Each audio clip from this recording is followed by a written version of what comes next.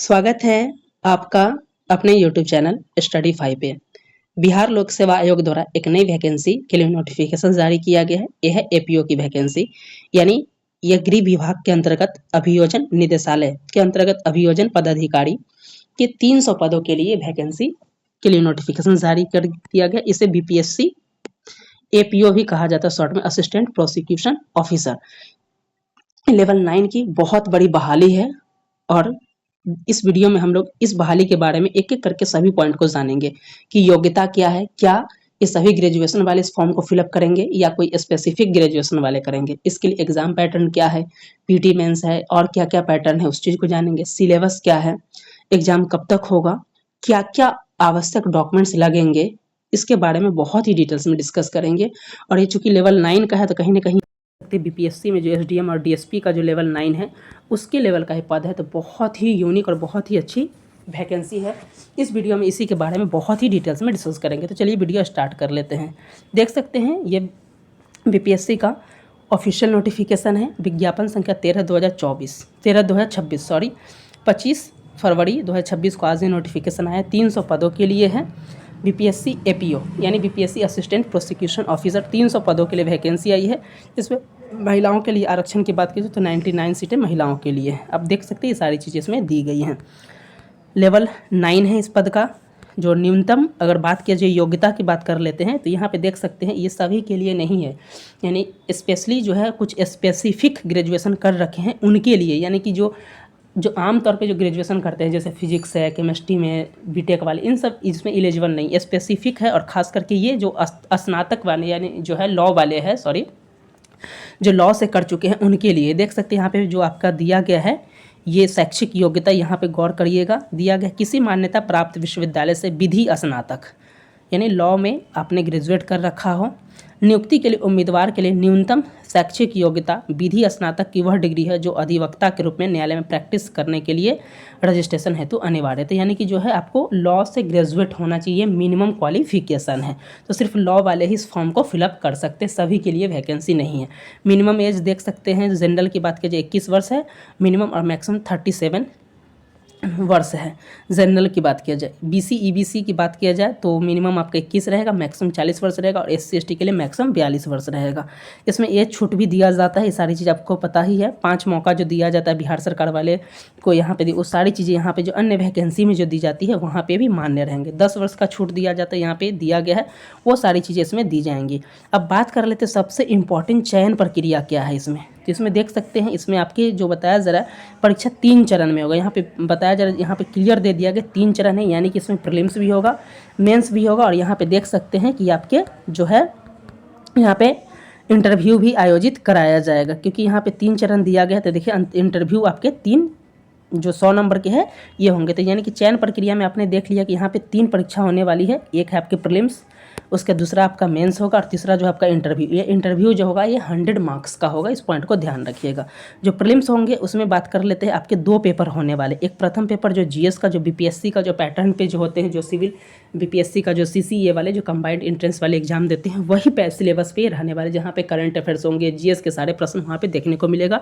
और जो दूसरा पेपर होगा वो 150 मार्क्स के होंगे, और जो दूसरा पेपर होगा वो लॉ से संबंधित होगा, विधि से संबंधित। आपके जो आपने विधि से ग्रेजुएट कर रखा वहीं के 150 प्रश्न पूछे जाएंगे। जीएस में जो 100 प्रश्न आएंगे उसके लिए अगर आपको बुक लिस्ट चाहिए तो सभी बुक लिस्ट का, एनसीईआरटी हो गया, घटना चक्र हो गया, दृष्टि आईएएस के बुक होते हैं, अरिहंत के कुछ बुक होते हैं, रीजनिंग मैथ के लिए आर्य अग्रवाल अरिहंत के बुक होते हैं, ये सारी चीज़ एसपीडी के करंट अफेयर्स क्योंकि यहाँ से प्रश्न होते हैं, इन सब के बुक को परचेज करने का डायरेक्टली लिंक डिस्क्रिप्शन में मिल जाएगा।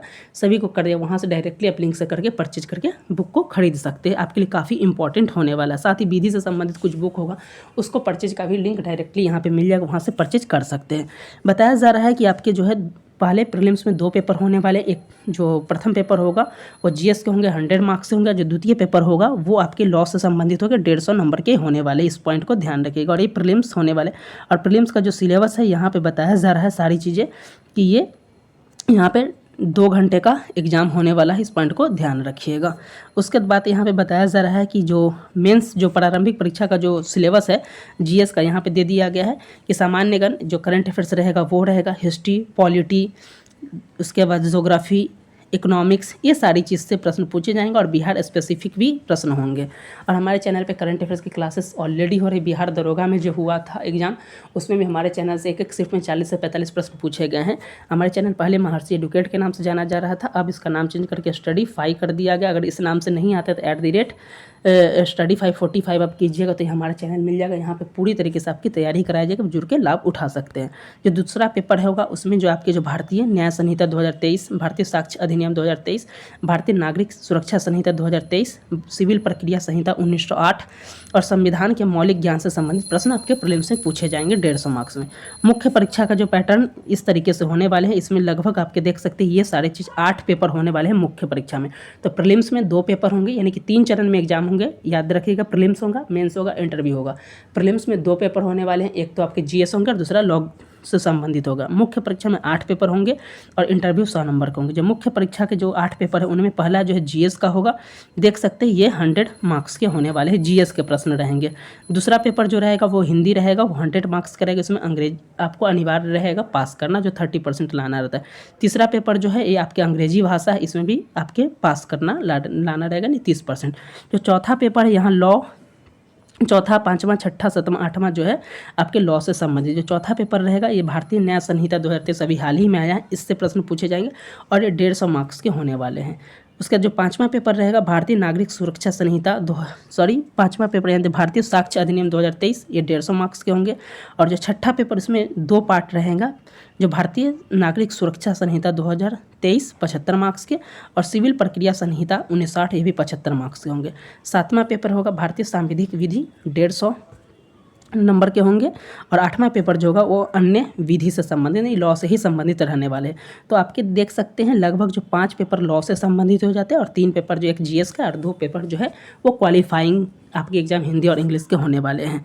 मुख्य परीक्षा जो होगा विवरणात्मक प्रश्न पूछे जाएंगे 3 घंटे, यानी कि जो मुख्य परीक्षा जो होगा मेंस जो होगा वो ऑब्जेक्टिव नहीं होगा, याद रखिए सब्जेक्टिव होगा, जैसे बीपीएससी में होता है वो सारी चीज़ आपसे पूछे जाएंगे। मुख्य परीक्षा के यहाँ पे सिलेबस बहुत ही डिटेल्स में दिया गया है कि जीएस का जो वही पाठ्यक्रम रहेगा जो प्रीलिम्स का रहेगा, जो है आपके पहला में जो बीपीएससी में पूछे जाते हैं वहाँ पर डिस्क्रिप्टिव लिखे जाएंगे, वो करना रहेगा। हिंदी और इंग्लिश को आपको 30-30 नंबर लाने होंगे। चतुर्थ जो पत्र है आपके भारतीय न्याय संहिता 2023, पंचम भारतीय साक्ष्य अधिनियम 2023 और जो छठा सारे ऊपर चीज़ ऑलरेडी डिस्कस किया, वहाँ से आपके प्रश्न पूछे जाएंगे, आपको लिखित में आंसर देना है। और अष्टम पत्र जो अन्य विधि है, यहाँ पे शस्त्र अधिनियम 1959 से प्रश्न पूछे जाएंगे, विस्फोटक पदार्थ अधिनियम 1908 से प्रश्न पूछे जाएंगे। यहाँ पे सारा the narcotic drugs and psychotropic substance act 1985 से प्रश्न पूछे जाएंगे। बिहार मद्य निषेध और उत्पाद अधिनियम 2016 से प्रश्न पूछे जाएंगे। बिहार मद्य निषेध और उत्पाद नियमावली 2021-22 से प्रश्न आएंगे। बिहार पुलिस एक्ट 2007 से प्रश्न आएंगे। भ्रष्टाचार निवारण अधिनियम 1988 से प्रश्न पूछे जाएंगे। पॉक्सो अधिनियम 2012 से प्रश्न पूछे जाएंगे। SC/ST एक्ट 1989 से प्रश्न पूछे जाएंगे। और इंटरव्यू जो होंगे ये आपके 100 मार्क्स के होंगे। तो ये पूरा इसमें आपने देख लिया कि ये आपके पैटर्न क्या होने वाला है और सिलेबस क्या है, इस चीज़ को हमने देख लिया। यानी एलिजिबिलिटी देख लिया, 300 पदों के लिए वैकेंसी है, उस चीज़ को भी हमने देख लिया। फॉर्म कब से कब फिलअप किए जाएंगे उस चीज़ को भी हमने देख लिया।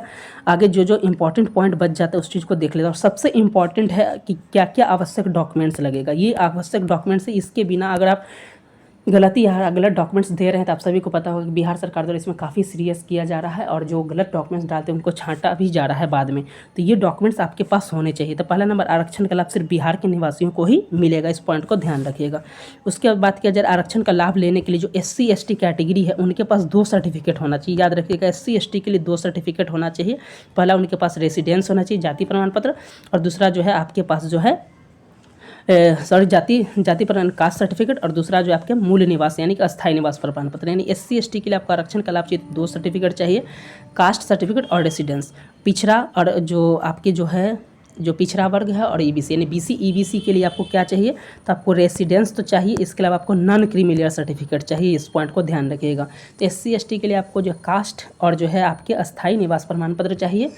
कब तक का चाहिए आगे हम जरूर बताएंगे। और जो BC EBC वाले के लिए जो आपको चाहिए, ये आपको निवास के साथ साथ नॉन क्रीमिलियर सर्टिफिकेट चाहिए, और जो EWS वाले आते हैं उनको भी EWS वाले सर्टिफिकेट ही चाहिए। अब बात कर लेते हैं कि कितना पुराना, तो 1 साल से ज़्यादा पुराना नहीं होना चाहिए, कि मैक्सिमम जो हो आपके 1 साल हो, उससे ज़्यादा नहीं, यानी कि 13 महीना 14 महीना से ज़्यादा का वैलिड नहीं होगा, मैक्सिमम 1 महीना पुराना हो। यानी कि अभी जो आप फॉर्म फिलअप कर रहे हैं, जैसे ये मार्च तक फॉर्म फिलअप कर रहे हैं, 20 मार्च तक शायद फॉर्म फिलअप का है, तो उससे 1 साल पुराना चल जाएगा, लेकिन उससे ज़्यादा पुराना नहीं, यानी कि जनवरी 2025 का नहीं चलेगा, फरवरी तक का भी नहीं चलेगा 2025 का, क्योंकि यहाँ से जब से 27 फरवरी, ये देख सकते हैं आगे डेट दिया गया, उस डेट से पिछले 1 साल जोड़ लेना, उससे पुराना आपके पास नहीं होना चाहिए। कुछ कैंडिडेट का प्रश्न होगा कि उनके पास मार्कशीट नहीं होंगे तो प्रोविजनल डाल के दे सकते हैं। ये सारी चीज़ें यहाँ पे दी गई हैं। अब सारी चीज़ को यहाँ पे देख लेते हैं कि आरक्षण का लाभ किससे मिलेगा, उस चीज़ को। अब यहाँ पे कौन कौन से आवश्यक डॉक्यूमेंट्स लग रहे हैं उस चीज़ को देख लीजिए। तो पहला जो है आपका जो है मैट्रिक का मार्कशीट या सर्टिफिकेट, दोनों में से कोई एक चाहिए। किस चीज़ के लिए? आपका जन्म तिथि प्रमाण पत्र की पुष्टि के लिए। दूसरा है आपका जो विधि से स्नातक यानी लॉ से ग्रेजुएट किए हैं, तो आपके पास जो है ये आपके पास क्या होना चाहिए? प्रमाण पत्र यानी सर्टिफिकेट होना चाहिए। अगर सर्टिफिकेट नहीं है किसी कारण बस ध्यान दीजिए, आप प्रोविजनल सर्टिफिकेट यूज कर सकते हैं। साथ ही आपको लॉ ग्रेजुएट से आपने ग्रेजुएशन किया है, क्योंकि वही वैलिड है, तो उसका मार्कशीट होना चाहिए। हमने बात कर लिया है पिछड़ा वर्ग और BC और EBC कैटेगरी के लिए लाभ के लिए रेसिडेंस और नॉन क्रीमिलियर, SC ST के लिए निवास और कास्ट सर्टिफिकेट, और EWS वाले को EWS सर्टिफिकेट लगाना होगा। उसके अलावा बात कर सकते हैं यहाँ पे EWS का सर्टिफिकेट बात की, जो स्वतंत्रता सेनानी है उन्हें स्वतंत्रता सेनानी का डॉक्यूमेंट्स देना होगा, जो दिव्यांग है उन्हें दिव्यांग का सर्टिफिकेट देना होगा। उसके जो छूट चाहिए तो आपको छूट एज रिलैक्सेशन सर्टिफिकेट लगाना होगा। उसके बाद जो जॉब में उन्हें NSC का सर्टिफिकेट देना होगा। उसके अलावा जो है अभी हाल का फ़ोटो देना होगा आपको, 4 फोटो। फिर पहचान फोटो पत्र में आप आधार कार्ड या पैन कार्ड दे सकते हैं। लिखित परीक्षा के लिए भरेगा ऑनलाइन आवेदन की हार्ड कॉपी आपके पास रहनी चाहिए। याद रखिएगा कि ये सारी चीज़ें जो यहाँ पे 16 जो बताया जा रहा है, ये इंटरव्यू के समय आपके पास ये होना चाहिए। तो जब भी जो भी फॉर्म फिलअप कीजिएगा, चाहे प्रीलिम्स का हो मेंस का हो, तो वो सारी चीज़ें आपके पास, वो सारे डॉक्यूमेंट्स आपके पास सेव रहना चाहिए, ताकि आयोग जब भी मांगे तो उसको आपको वो उस समय आपको अवेलेबल कराना होगा। शुल्क जो है 100 रुपया लगेगा। फॉर्म जो फिलअप आपकी बात किया जाए 27 फरवरी से 20 मार्च तक किया जाएगा, और आधार कार्ड डाल देने से आपको बायोमेट्रिक नहीं देना होगा। इस पॉइंट को ध्यान रखिएगा। तो जो डॉक्यूमेंट्स लगा उस पॉइंट को भी हमने डिस्कस कर लिया यहाँ पे। उसके अलावा देख सकते हैं ये फॉर्म फिलअप करने का प्रोसेस है कि पहले OTR होगा, फिर फॉर्म फिलअप किया जाएगा। इस तरीके से सारे इंस्ट्रक्शंस इसमें दिए गए हैं। देख सकते हैं ये एग्जाम्स के लिए जो संबंधित GS के आपके प्रश्न आएंगे, वहाँ पे करंट अफेयर्स के लिए SPD का करंट अफेयर्स या फिर प्रतियोगिता दर्पण का कर सकते हैं। परचेज करने का लिंक डिस्क्रिप्शन में मिल जाएगा, वहाँ से कर सकते हैं। हमारे चैनल पे ऑलरेडी करंट अफेयर्स की क्लासेस हो रही है, GS की क्लासेस आप जुड़कर लाभ उठा सकते हैं। कुछ प्रश्न आपके मैथ और रीजनिंग से भी आएंगे, चाहे आप किसी भी एग्जाम में कर रहे हैं, तो वहाँ से आप अरिहंत का या RS अग्रवाल की बुक को परचेज कर सकते हैं। GS के प्रैक्टिस के लिए, प्रीलिम्स के लिए आप घटना चक्र के किसी भी जो भी सब्जेक्ट दिए गए हैं, हिस्ट्री, पॉलिटी, इकोनॉमिक्स, इन सब के बुक को परचेज कर सकते हैं। डायरेक्टली लिंक यहाँ से मिल जाएगा। उसके अलावा लुसेंट के बुक को आप GK हो या फिर साइंस के बुक को परचेज कर सकते हैं। NCERT के बुक को आप परचेज कर सकते हैं, वो अरिहंत का हो या दृष्टि IAS का हो, क्योंकि ये सारी चीज़ काफ़ी हेल्पफुल होने। इसके अलावा जो भी GS से संबंधित बुक है, सारे जो एग्जाम में हेल्पफुल है, जो APO के एग्जाम के लिए इंपॉर्टेंट है, लॉ से संबंधित, उस सारे बुक को यहाँ पे डिस्क्रिप्शन में दे जाएगा, यहाँ से बुक का परचेज कर सकते हैं। तो ये इस वीडियो में हमने जो है बिहार में जो APO की वैकेंसी है, इसके बारे में बहुत ही डिटेल्स में डिस्कस कर लिया। ये आपके लिए काफ़ी इंपॉर्टेंट होने वाला है। उसके अलावा देख सकते हैं कि आगामी जो है 72वीं BPSC के एग्जाम आने वाले TRE 4 के लिए नोटिफिकेशन बहुत जल्द जारी करने की बात की जा रही है। तो इन सबको ध्यान में रखते हुए हमारे चैनल स्टडी 5 पे जो है करंट अफेयर्स की क्लासेस भी हो रही है, GS के टेस्ट सीरीज भी ऑर्गेनाइज कराए जाएंगे। तो हमारे चैनल को सब्सक्राइब कर लीजिएगा, टेलीग्राम पेज को भी ज्वाइन कर लीजिए, ताकि आपके लिए काफ़ी इंपॉर्टेंट है। तो इस वीडियो में से इतना ही, मिलते हैं नेक्स्ट वीडियो के साथ। तब तक के लिए धन्यवाद।